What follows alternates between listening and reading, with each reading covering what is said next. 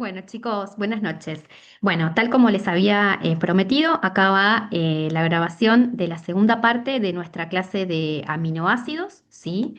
Que es la continuación de la primera parte que ya les subí y que desde el sábado a la noche tienen disponible en el campus, ¿sí? Para poder ver. Bueno, en esta segunda parte vamos a ver todo lo que tiene que ver con rutas metabólicas de los aminoácidos, ¿sí? Es decir, aquellas rutas que tiene el metabolismo, cuyo sustrato inicial, ¿sí? Van a ser, o lo que tiene que ver con los reactivos, van a ser los aminoácidos, ¿sí? Para obtener un producto final, ¿sí? Bueno, entonces. Vamos, de todas las rutas metabólicas que hay, ¿sí? Nosotros vamos a enfocarnos en dos que son como las más importantes, ¿sí? Uno va a ser el ciclo de la urea, ¿sí? Y el otro es el ciclo de la alanina, ¿sí? Para entender bien ambos ciclos, ¿sí? Lo que tenemos que entender es que cada vez que nosotros comemos una comida rica en lo que tiene que ver con proteínas, esas proteínas se degradan, llegamos a lo que tiene que ver con los aminoácidos, ¿sí? Y esos aminoácidos son degradados a nivel metabólico, ¿sí? El organismo va a formar amoníaco, ¿sí? Como un producto, ¿sí? Que resulta de la degradación de esos aminoácidos, ¿sí? Y a su vez, el amoníaco, dentro de su estructura, contiene nitrógeno, ¿sí? Por la composición química del amoníaco, justamente va a resultar fundamental que nuestro organismo, ¿sí? Pueda eliminar esa sustancia. ¿Por qué? Porque justamente el amoníaco, ¿sí? Es una sustancia tóxica que tiene la capacidad de penetrar a nivel del sistema nervioso, ¿sí? Y puede producir toxicidad, ¿sí? De modo tal que nosotros, de alguna manera, nuestro cuerpo, nuestro organismo necesita sí o sí eliminar el amoníaco, ¿sí? Para eliminar el amoníaco, justamente nuestro cuerpo, como les decía recién, tiene diversas rutas metabólicas, ¿sí? Y de todas esas rutas metabólicas nos vamos a enfocar en estos dos que tenemos acá, el ciclo de la urea y el ciclo de la alanina, que constituyen dos rutas metabólicas principales mediante las cuales nuestro cuerpo elimina el amoníaco, ¿sí? Y de esa manera logra la regulación de esta sustancia, ¿sí? Y evita el exceso tóxico con todas las consecuencias que eso conlleva, ¿no? Bueno, muy bien.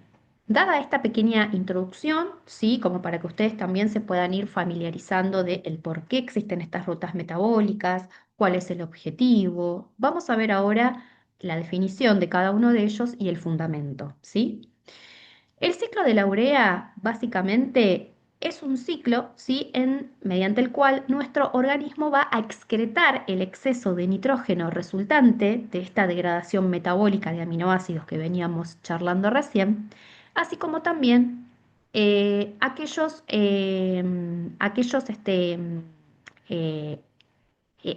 digamos, nitrógeno, perdón, que resulte de la degradación de otros compuestos nitrogenados, ¿sí? Entonces, la urea, de alguna manera, ¿sí? Es un producto de excreción, es un producto de desecho, ¿sí?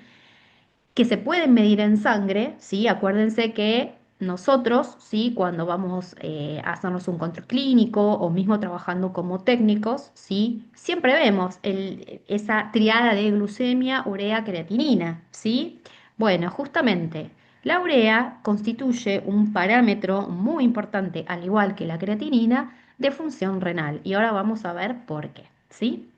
Entonces, ustedes lo que tienen que más o menos tener en claro es que la urea justamente es un producto de desecho tanto del metabolismo de los aminoácidos como del metabolismo de otros compuestos nitrogenados, ¿sí? Como les comentaba recién, entonces la urea, el ciclo de la urea va a ser justamente esta vía metabólica por excelencia, ¿sí? Con el cual nuestro cuerpo va a contar para poder regular, ¿sí? Para poder llevar a cabo una regulación eficiente de estas dos sustancias, tanto del nitrógeno como del amoníaco, ¿sí? Y el producto final de este ciclo, ¿sí? Va a dar como resultado la conversión de dos moléculas de amonio, ¿sí? Y una de bicarbonato en urea, ¿sí? Entonces, esas dos moléculas de amonio que son tóxicas para nuestro sistema nervioso central, ¿sí? Más lo que tiene que ver con la molécula de bicarbonato, se van a convertir mediante este ciclo en urea, que va a ser nuestro producto final de excreción o desecho, ¿sí? Una vez que la urea es justamente convertida, ¿sí? En este, o mejor dicho, secretada en este paso final y se obtiene este producto final, va a ir al hígado, ¿sí? Donde el hígado, ¿sí? Va a terminar de sintetizarla, ¿sí? Y de combinarla con otros factores de transporte para luego que esa urea, junto con una proteína de transporte, viaje a través de la sangre, llegue a los riñones y finalmente esos riñones la filtren a través de lo que es el filtrado glomerular y finalmente la excreten por orina, ¿sí? Este es el fundamento de por qué muchas veces para medir función renal, ¿sí? Usamos urea y creatinina, ¿sí? La urea, lo que tiene que ver con el nivel de urea, se puede pedir por sangre y también la podemos medir por orina, ¿sí? Bueno, entonces, dentro de lo que es el ciclo de la urea, ¿sí? Vamos a tener dos organismos principales que van a, de alguna manera, trabajar de manera interrelacionada. ¿Quiénes van a ser estos dos órganos? Bueno, lo charlábamos recién, el hígado y los riñones, ¿sí? Para eso vamos a hacer un breve repaso acerca de ellos, ¿sí? Como para poder tener en claro bien, ¿sí? ¿Por qué estos dos órganos trabajan juntos, ¿sí? Hacen como una sinergia dentro de lo que es el ciclo de la urea, por qué son ellos y por qué no son otros órganos, ¿sí? Acuérdense que a nivel biológico todo tiene una explicación y todo tiene un fundamento, ¿sí? Bueno, arranquemos con el hígado, ¿sí? Acá les dejo una imagen histológica del hígado, ¿sí? Acá pueden ver lo que tiene que ver con los lobulillos que están presentes en el hígado, ¿sí? Bueno, el hígado es el órgano más voluminoso del cuerpo, ¿sí? Es un órgano que verdaderamente después de la piel es uno de los órganos más grandes que tenemos, ¿sí? Anatómicamente, el hígado nosotros lo podemos palpar, ¿sí? Cuando revisamos al paciente, ¿sí? Se encuentra ubicado por debajo del diafragma, ¿sí? Ocupando la mayor parte del hipocondrio derecho. El hipocondrio derecho, cuando uno mira a una persona de frente, justamente, ¿sí? Em, de alguna manera, como para que ustedes tengan una idea, el abdomen se puede dividir en varios cuadrantes, ¿sí? Uno de los cuadrantes del abdomen es el hipocondrio derecho, ¿sí? Que es como la parte más inferior derecha de nuestro abdomen, ¿sí? Entonces, el hígado va a estar ubicado, ¿sí? Entre lo que es este cuadrante que yo les estoy explicando, que es el hipocondrio derecho, ¿sí? Y una parte del epigastrio, que el epigastrio sería como la parte más superior de lo que tiene que ver con los cuadrantes abdominales, ¿sí? Bueno, dentro de la cavidad abdominal, que es un poco lo que les vengo diciendo, ¿sí? A nivel histológico, ¿sí? La estructura del hígado, las células principales, ¿sí? Van a ser los hepatocitos, ¿sí? Y a nivel de lo que tiene que ver con la nutrición, ¿sí? A nivel linfática y a nivel sanguínea, ¿sí? Vamos a tener lo que se conoce como la triada portal, ¿sí? Que va a estar conformada por la arteria hepática, ¿sí? Algunas ramas de la vena hepática y los conductos biliares, ¿sí? Acuérdense que esto es sumamente importante porque tanto el hígado como los riñones son dos órganos que son ricamente vascularizados. Y esto tiene un sentido, justamente. ¿Por qué? Porque son dos órganos fundamentales, ¿sí? Que participan en estas rutas metabólicas que hacen que sencillamente no nos intoxiquemos, ¿sí? Así que fíjense la importancia, ¿sí? Que tienen estos dos órganos, ¿sí?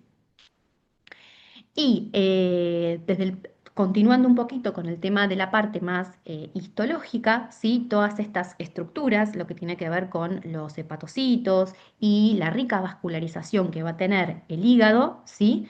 Se van a disponer dentro de una estructura histológica denominada acino hepático, ¿sí?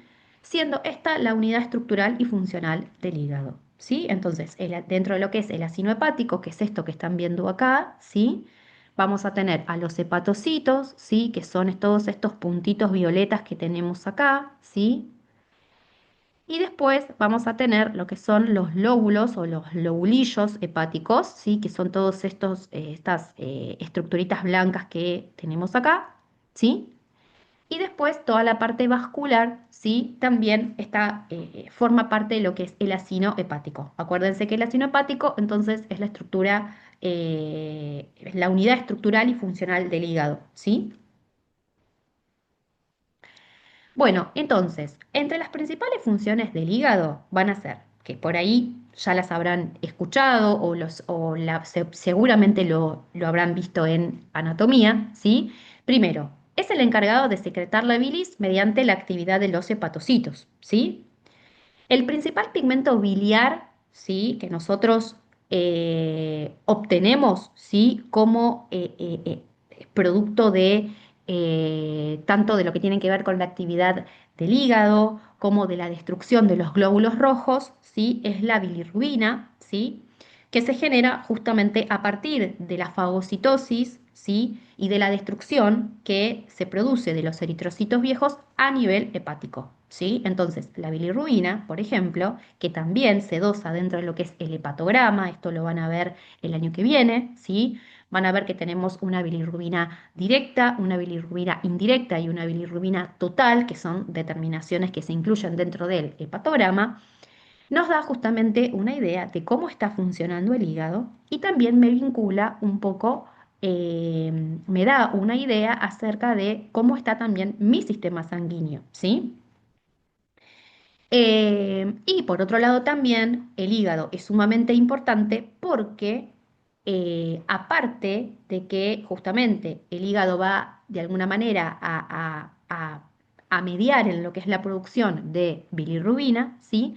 También el hígado va a ser el encargado de sintetizar la mayoría de las proteínas plasmáticas que ayudan un poquito, ¿sí? A lo que tiene que ver con el equilibrio osmótico a nivel intracelular y extracelular, como son, por ejemplo, las globulinas, la albúmina, la protombina y el fibrinógeno, ¿sí? Todas ellas, cada una, ¿sí?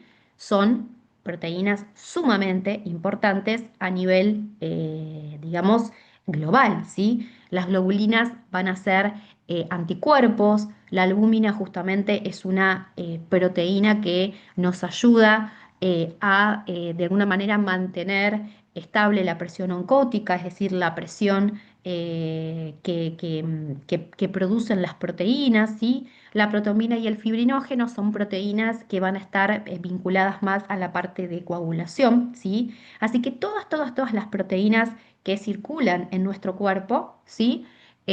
Casi la gran mayoría son sintetizadas a nivel del hígado. Así que fíjense la importancia que tiene el hígado, ¿sí? Bueno, entonces, básicamente, ¿sí? Continuando con las principales funciones del hígado, más allá de todo esto que vimos recién, el hígado también es un órgano que es muy noble, al igual que los riñones, ¿sí? ¿Por qué? Porque es el encargado de metabolizar fármacos y de lo que tiene que ver con la síntesis de hormonas, almacena, como vimos antes, glucógeno, ¿sí? O sea que el hígado, repasando un poquito lo que habíamos visto en nuestra clase de integración metabólica, también participa del metabolismo de la glucemia, ¿sí? Almacena también minerales, vitaminas, se encarga de la fagocitosis, que era un poquito lo que les estaba explicando recién, y también regula ciertos mecanismos de activación de vitamina D, ¿sí? Bueno, ahora vamos a repasar un poquito el tema de los riñones, ¿sí? Acá tenemos a nuestros dos muchachos, ¿sí? El riñón izquierdo y el derecho, que trabajan en conjunto. Básicamente los riñones son órganos pares, se definen de esa manera, ¿sí? Están situados en los flancos, ¿sí? Cuando hablamos de flancos es la parte a nivel posterior de nuestra cavidad abdominal, ¿sí? Yo acá les puse un corte a nivel transversal abdominal, es como si yo agarrara al paciente que está acostado y lo corto al medio, básicamente, ¿sí? Fíjense cómo se ve, ¿sí? Tenemos el hígado, ¿sí? Que va a estar del lado siempre derecho de nuestro paciente, ¿sí? Acá tenemos lo que tiene que ver hacia vista más anterior, tenemos el estómago, ¿sí? Tenemos el páncreas, ¿sí? Después vamos a tener intestino, aorta abdominal, vena cava inferior, el cuerpo de la vértebra lumbar 2, ¿sí? Y acá tenemos a nuestros riñones, ¿sí? Fíjense que anatómicamente hay un riñón que es más grande que otro y hay un riñón que es el riñón izquierdo que está un poquito más hacia superior a diferencia de lo que tiene que ver con el riñón derecho, ¿sí? A nivel anatómico, entonces se los considera órganos retroperitoneales, es decir, nosotros vamos a tener lo que es la capa de peritoneo, ¿sí? Acá lo que es la imagen no figura, ¿sí? Imagínense que el peritoneo viene a ser como una especie de sábana que va a cubrir toda esta parte a nivel abdominal y son órganos justamente que están hacia atrás, por eso se los considera como que son retroperitoneales. No son abdominales, sino que son retroperitoneales. Y básicamente, histológicamente, van a estar conformadas por tres capas de tejido. La cápsula renal, ¿sí? Que es esto que tenemos acá. No sé si se llega a ver, la cápsula renal. Después tenemos lo que es la cápsula adiposa, ¿sí? Que es una cápsula de tejido graso que va a rodear al riñón. Y después, por último, vamos a tener lo que es la fascia renal, que es la última capa y la capa más externa o la más superficial, ¿sí?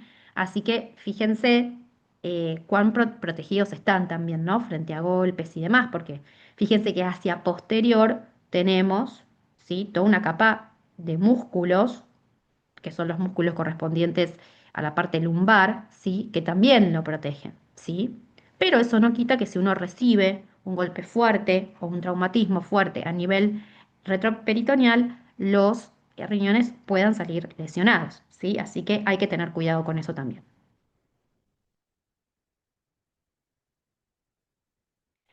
Bueno, acá les dejo, ¿sí? Un poquito más el de la descripción que yo recién les comentaba, ¿sí? A nivel más interno, ¿sí? Porque recién lo que yo, nada, hablaba acá es a nivel más externo, pero si nosotros pudiéramos agarrar un riñón, cortarlo, ¿sí? Y mirarlo bajo el microscopio, veríamos esto, ¿sí? Veríamos esto que yo les puse acá, ¿sí? Entonces, a nivel interno, ¿sí? El riñón va a presentar dos regiones principales, ¿sí? Por un lado vamos a tener la corteza renal, que la corteza renal es como la parte más externa y es de un color más bien rojo, rojo claro, ¿sí? Y la médula renal, sí, que justamente la médula renal es como esta partecita interna que tenemos, la corteza entonces va a ser como lo más externo, sí, y la médula va a ser lo más interno, sí. Y ambas van a poder ser de alguna manera identificadas y diferenciadas justamente primero por su localización anatómica y segundo por su color, ¿sí? La corteza va a ser de un color más un rojo más brillante, un poco más claro, ¿sí? Y la médula renal presenta un color más pardo, un rojizo más pardo, un poquito más oscuro, ¿sí? Bueno, básicamente tanto la corteza como la médula van a constituir el parénquima renal, ¿sí? Que básicamente tiene que ver con el tejido, ¿sí?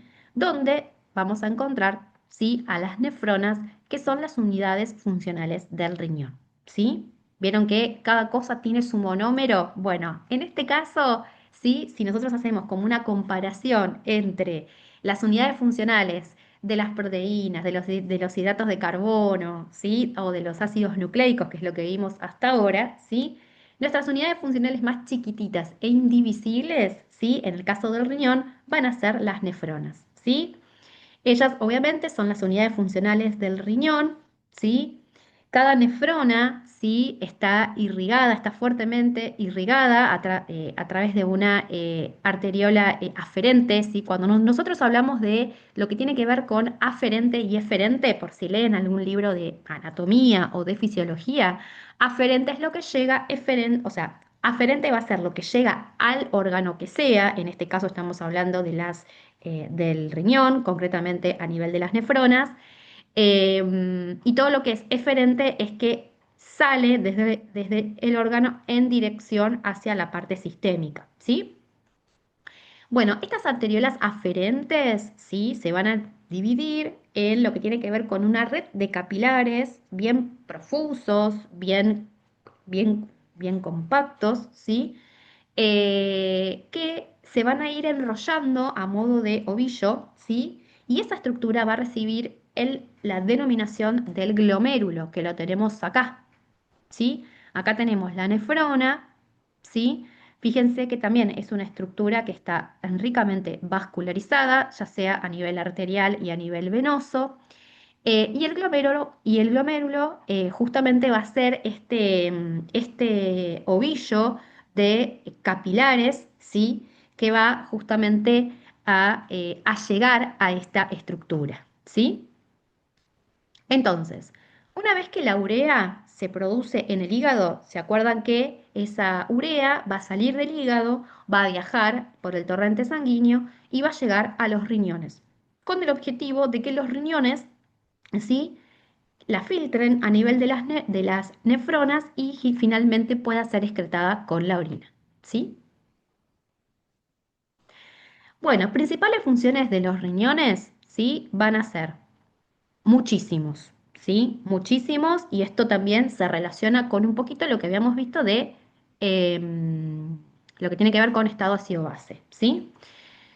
Básicamente, primero y principal, regulan la concentración de los iones en sangre, ¿sí? Eso lo habíamos visto. ¿Se acuerdan que cuando vimos estado ácido-base teníamos dos tipos de desajustes que podíamos tener a nivel metabólico y a nivel respiratorio? Y lo que tiene que ver con el desequilibrio ácido-base a nivel metabólico venía dado por los riñones.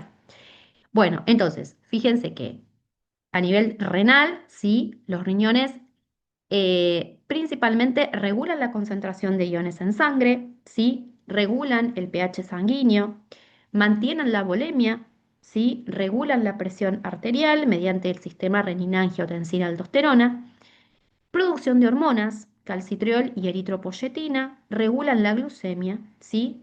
Y también son órganos nobles en el sentido de que todo lo que nosotros tomamos, ¿sí? A nivel de fármacos o lo que sea, ¿sí? Generalmente se suele metabolizar a nivel renal. Y lo que no se metaboliza a nivel renal, se metaboliza a nivel hepático, ¿sí? Y ellos también, obviamente, regulan la excreción de desechos. ¿De cuál desechos hablamos? La urea, justamente. ¿Sí? Ellos filtran la urea, ¿sí? Para que después de ese, lo que tiene que ver de ese ultrafiltrado del plasma que ellos hacen, ¿sí? Esa urea finalmente quede en orina y pueda ser excretada hacia el exterior. Bueno, muy bien. Entonces, el ciclo de la urea, ¿sí? Comprende un conjunto de 5 reacciones mediadas por sus respectivas enzimas. Y como siempre, la estrella de esto no puede faltar el ATP, ¿sí? Así que fíjense que el ATP es sumamente importante para todo, ¿sí? Bueno, lo que tiene que ver con la primera reacción, ¿sí? Se va a caracterizar porque es la primera reacción que le da inicio al ciclo y se considera que es de tipo irreversible, ¿sí? Va a estar mediada por una enzima que es lo que tiene que ver con la carbamoil fosfato sintetasa 1, ¿sí?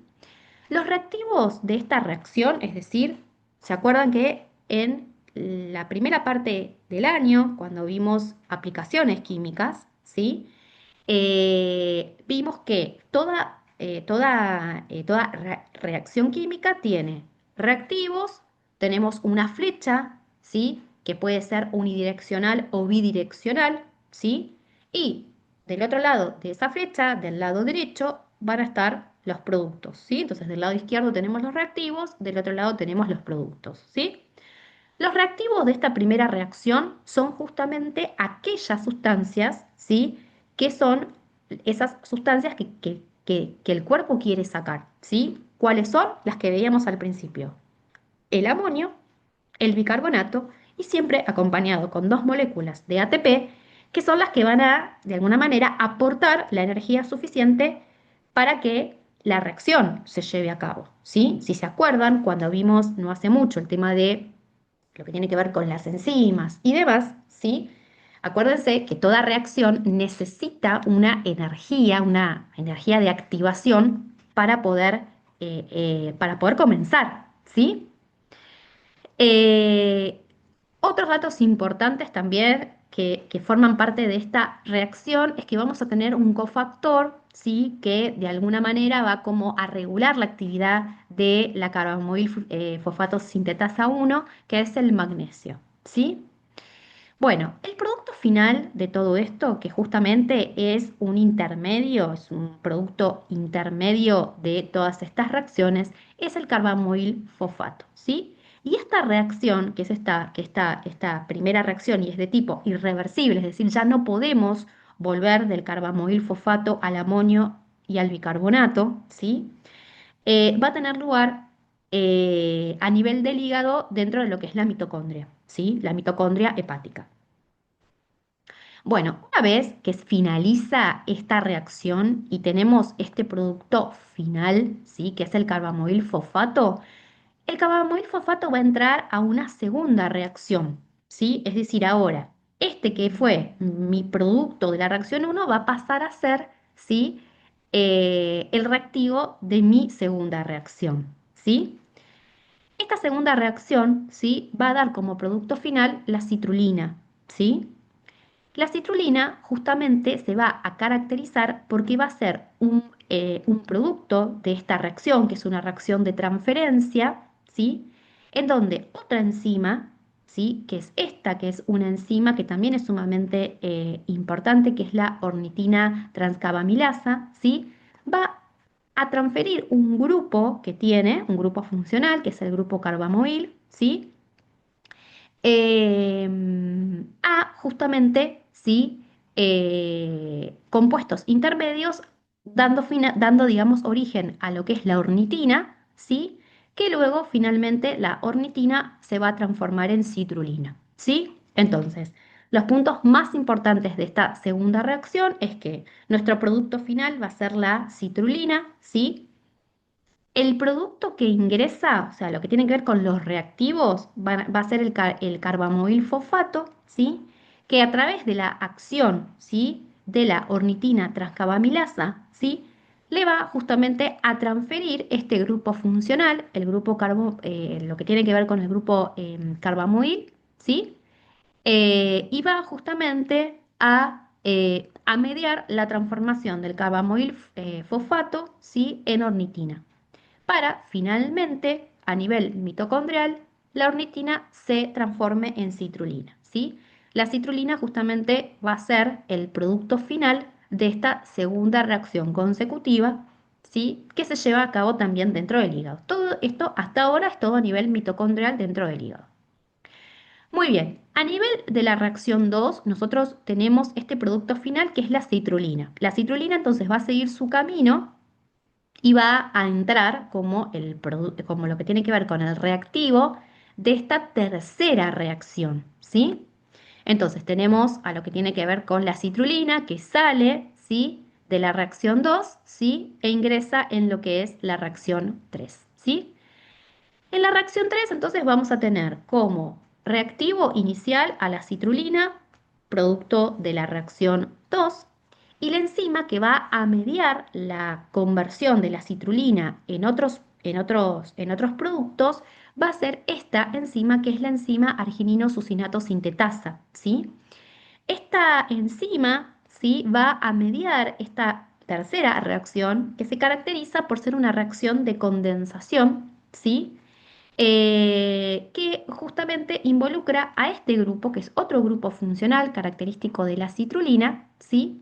que se va a combinar con el aspartato también producido en esta reacción, ¿sí? Entonces, objetivos de esta reacción es justamente tratar de ir agregando grupos funcionales a los distintos productos, ¿sí? Que se van generando a partir de las distintas reacciones del ciclo de la urea, con el objetivo, ¿sí? De lograr este compuesto menos tóxico, ¿sí? Acuérdense que nosotros arrancamos desde el amoníaco, que sabemos que es un compuesto que es terriblemente,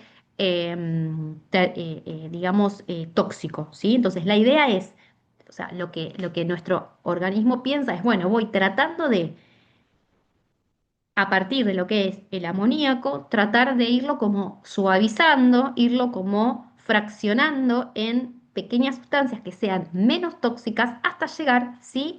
A la sustancia más simple que yo puedo sintetizar y que es la menos tóxica, que es la urea, ¿sí? Y que justamente la urea se puede de alguna manera filtrar, ¿sí? Ese sería como el objetivo del ciclo de lo que tiene que ver con la urea, ¿sí?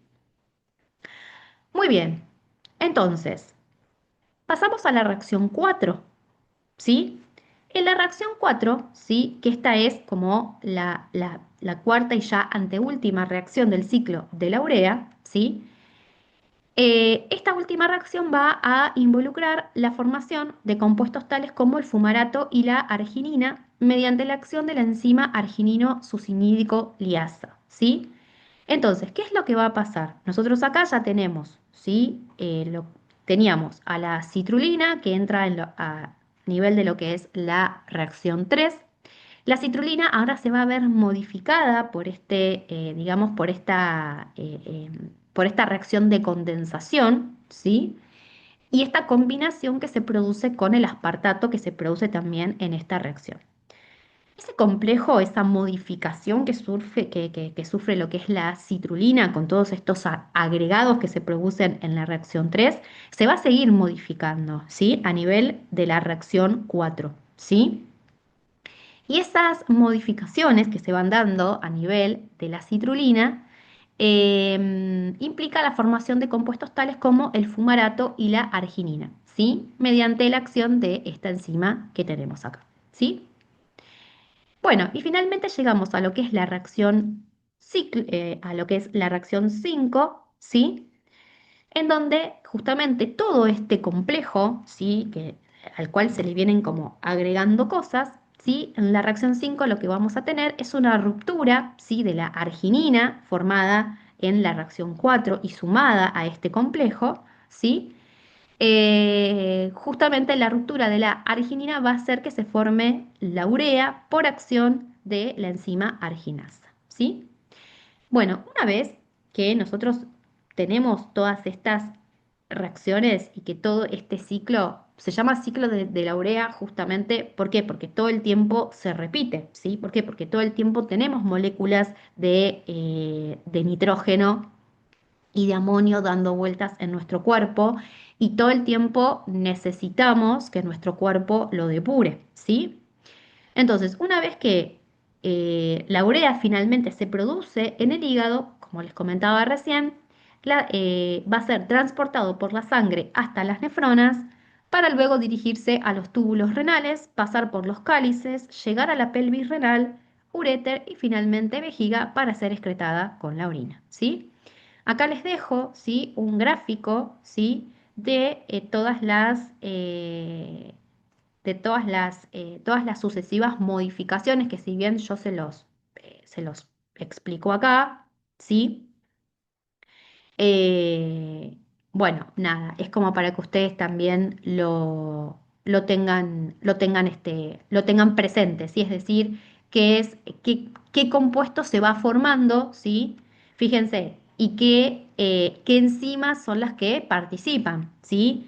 Fíjense que tenemos aminoácidos. Los aminoácidos, ¿sí? Cuando son metabolizados, liberan amonio, ¿sí? Este amonio va a ser transformado en lo que tiene que ver con el compuesto que es el carbamidilfosfato, ¿sí?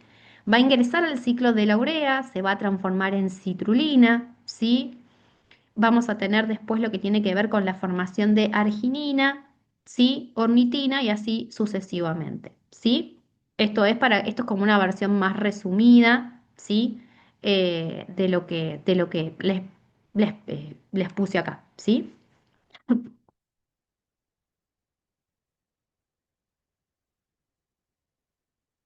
Bueno, muy bien. Vamos ahora a pasar a nuestro segundo ciclo, ¿sí? Que es el ciclo de la alanina, ¿sí? El ciclo de la alanina también lo van a encontrar como el ciclo de Cahill, ¿sí? Se trata de un proceso metabólico, ¿sí? A partir del cual los tejidos extrahepáticos, principalmente el músculo esquelético, exportan piruvato y los grupos amino en forma de alanina lo mandan directamente al hígado, ¿sí? Y a cambio van a recibir glucosa proveniente de este órgano, ¿sí? Es como si hicieran un intercambio, ¿sí? Entre, entre lo que es músculo, ¿sí? E hígado, ¿sí? También hay otro ciclo, ¿sí? Que por ahí algunos lo habrán escuchado mencionar, que es el ciclo de Cori, ¿sí? Es un ciclo que también se da, un intercambio metabólico que se da entre el músculo y el hígado, pero a diferencia del ciclo de la alanina, en donde en este caso se va a exportar piruvato, en el ciclo de Cori se exporta lactato, ¿sí? Esa es como la principal diferencia para que no se confundan, ¿sí? Si es que después buscan en alguna bibliografía o lo que sea, esa va a ser la principal diferencia entre el ciclo de la alanina y el ciclo de Cori, ¿sí? Bueno, obviamente, como siempre, como veíamos recién el ciclo de la urea, ¿sí? El ciclo de la alanina también incluye la presencia de ATP, ¿sí? Es decir, ¿qué mecanismo en el cuerpo no necesita de ATP? O sea, todos necesitan, ¿sí? Bueno, entonces vamos a ver en qué momentos y qué es lo que sucede, ¿sí? En el ciclo de la alanina, es decir, cuándo tiene lugar este ciclo, ¿sí? Principalmente el ciclo de la alanina se va a dar en condiciones tales como cuando nosotros llevamos a cabo rutinas de ejercicio intenso o prolongado, ¿sí? O el ayuno, por ejemplo, ¿sí? El ayuno aproximadamente de más de 12 horas, ¿sí? En esos casos, la tasa de degradación que nosotros tenemos de las proteínas musculares va a superar a la síntesis, ¿sí? Es decir, a lo que nuestro cuerpo puede sintetizar, y eso va a conducir a la hidrólisis o a la ruptura de aminoácidos provenientes de esas proteínas, ¿sí? Es decir, cuando nosotros estamos bajo estas condiciones, principalmente en un ayuno muy prolongado, y ni hablar de lo que tiene que ver con la inanición, ¿sí? Por eso, generalmente las personas que comen poco o que por ahí están internadas, aquellos pacientes que están internados, empiezan justamente a tener, ¿sí? Pérdida de masa muscular, justamente por eso, porque se produce la hidrólisis de estos aminoácidos debido al reposo y a la poca ingesta proteica, ¿sí? Bueno, entonces, cuando se movilizan y se produce la hidrólisis de los aminoácidos provenientes de las proteínas, de lo que tiene que ver con las proteínas musculares y de los tejidos a nivel extrahepático, ¿sí? Esta hidrólisis, ¿sí? De estos aminoácidos implica que para poder obtener la energía que está almacenada en ellos y que se libera en esta hidrólisis o ruptura, ¿sí? Eso va a liberar grupos amino, ¿sí? Lo que como vimos hasta hace un rato, ocasiona justamente la excreción de nitrógeno amínico en una forma no tóxica, ¿sí? De alguna manera, ¿sí? Nuestro cuerpo también tiene que buscar eliminar estos grupos amino, ¿sí? Y la idea de eliminar estos grupos amino va a ser mediante reacciones sucesivas de transaminación, ¿sí? Que son mediadas por enzimas denominadas aminotransferasas o transaminasas. Dato de color, estas aminotransferasas que nosotros estamos hablando acá son las que generalmente se suelen medir también en el hepatograma, ¿sí? Para evaluar justamente el nivel de funcionalidad del hígado, ¿sí? Bueno, y como recién les comentaba, a nivel de lo que es el músculo esquelético, vamos a encontrar glutamato y piruvato. Acuérdense que el piruvato es el principal compuesto que proviene de lo que tiene que ver con la glucólisis, ¿sí? Pero ambos compuestos interactúan entre sí mediante la acción de esta enzima que es la alanina aminotransferasa, que es una de estas transaminasas que nosotros podemos medir en sangre, ¿sí? Esto, si nosotros, por ejemplo, nos piden la enzima alanina aminotransferasa, ¿sí? Lo cargamos en tubo de suero, ¿sí? O sea, de tapa amarilla o tapa roja, ¿sí? Se centrifuga, ¿sí? Y la alanina aminotransferasa justamente se puede medir por suero, ¿sí? Entonces, la actividad de esta enzima es justamente importante porque va a mediar la transferencia, ¿sí? De estos grupos aminos desde el glutamato hacia el piruvato, ¿sí? En eso va a, de alguna manera, digamos, consistir la interacción que se da entre el glutamato y el piruvato en esta etapa del proceso, ¿sí? ¿Y cuáles, de alguna manera, los productos que se van a formar inicialmente? Estos que están acá, alanina y alfa-cetoglutarato, ¿sí? Entonces, fíjense, nosotros acá tenemos nuestros productos, ¿sí? Que son la alanina más el alfa-cetoglutarato, y nuestros reactivos de esta primera reacción, que es el glutamato más el piruvato.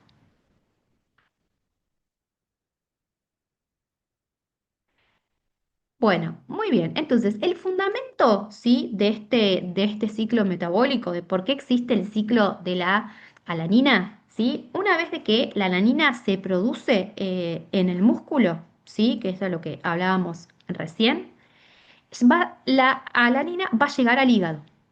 ¿Sí? Y algo importante es que la cantidad de alanina producida es directamente proporcional a la cantidad de piruvato, ¿sí? Contenida dentro del músculo. Es decir, a mayor cantidad de piruvato, ¿sí?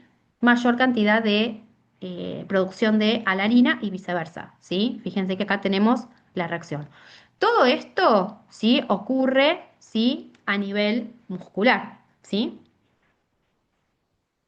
Muy bien, entonces todavía estamos a nivel del músculo, ¿sí? Entonces, una vez que a nivel muscular, ¿sí? Se produce piruvato y el piruvato se convierte en lo que tiene que ver con alanina, la alanina va a llegar, ¿sí? Al hígado, va a ingresar, ¿sí?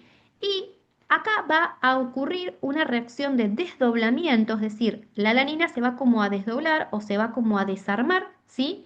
Y va a volver a generar piruvato y glutamato, ¿sí? Que es como de alguna manera el idioma que habla el hígado, ¿sí? Por eso de alguna manera se produce esta reacción de desconversión de la alanina, ¿sí? Y todo esto, ¿sí? Se encuentra mediado por la alanina aminotransferasa hepática, ¿sí? Bueno, a partir de aquí pueden suceder dos cosas, ¿sí? Por un lado, puede que el glutamato quede bajo la acción de la enzima mitocondrial glutamato deshidrogenasa, ¿sí? Que hace que se desdoble en amonio ingresando al ciclo de la urea y en alfa-cetoglutarato, compuesto que va a volver al ciclo de Krebs. Fíjense cómo todo en nuestro cuerpo o se desecha o se recicla para seguir usándose y generar energía, ¿sí? Acuérdense que el objetivo de nuestro cuerpo es estar permanentemente generando energía, ¿sí? Ahora, el piruvato puede oxidarse para producir TP, sí, o bien servir como reactivo para la gluconeogénesis.